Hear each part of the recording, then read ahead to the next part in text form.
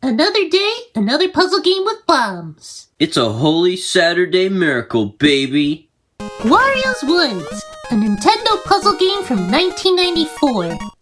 You play as Toad, who must combat the various colored monsters sent out by the nefarious Wario.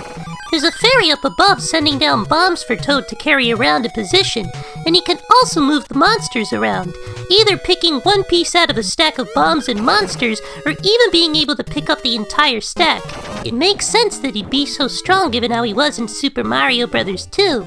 The second Super Mario Bros. 2. But unlike that game, he can even run up the side of the stacks and even the walls, just like a ninja. Now that's pretty sweet.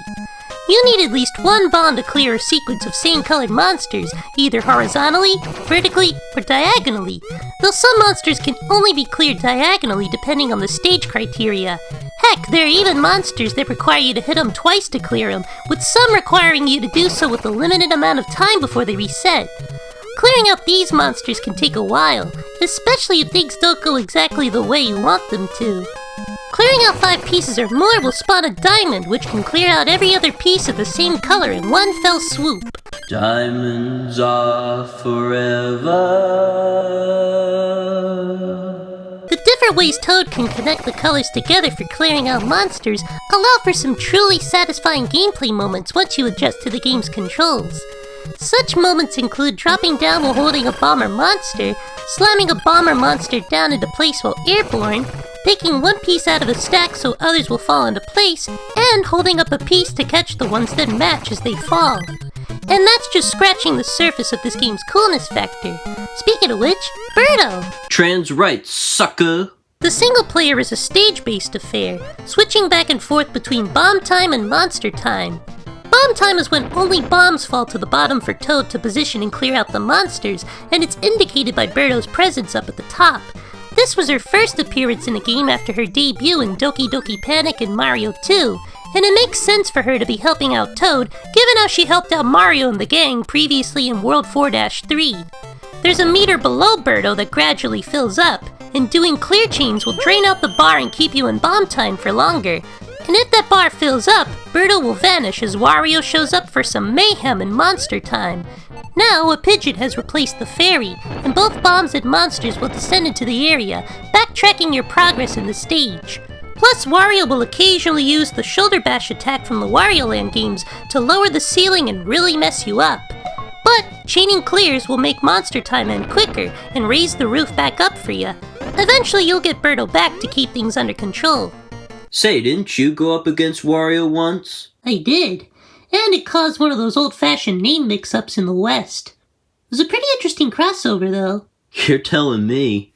The NES version of Wario's Woods is particularly special, since it was the last Famicom and NES game developed and published by Nintendo, as well as the last game officially released for the NES during its lifespan.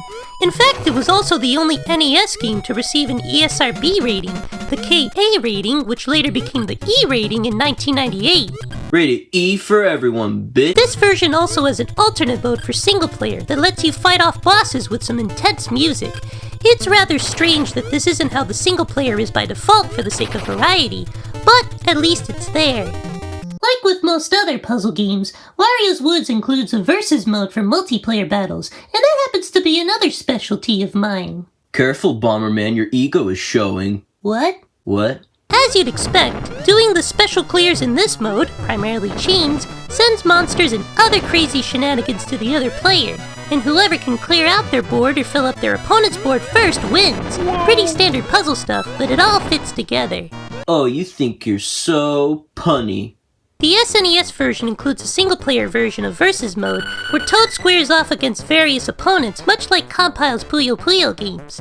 Sadly, you don't get the witty dialogue exchanges here like in that series, a major missed opportunity on Nintendo's part. Then again, we at least didn't get a repeat of Kirby's Avalanche. Some might find Wario's Woods rather hard to get used to, but those willing to spend time with it will find another fun puzzle game and another solid Nintendo title. With its fun kinetic action and superb music, you're sure to get a kick out of it, whether you're a fan of Mario, even a fan of Wario. Oh yeah, I forgot to mention that Toad has a kick move in this game too. And that's another shared trait you got there. It's almost like you were destined to meet Wario. I guess so. I wonder what other crossovers await us. Hey! I already did a video on this game! What the? You guys are stealing my ideas, and I am going to sue you! I don't think you'd have a case. We're not making any money from this. Well, Yeah, man, you stepped onto our turf anyway. You win this round, Bomberman, but I'll get you yet. Do you think he'll really come back? The world is full of surprises, Clyde.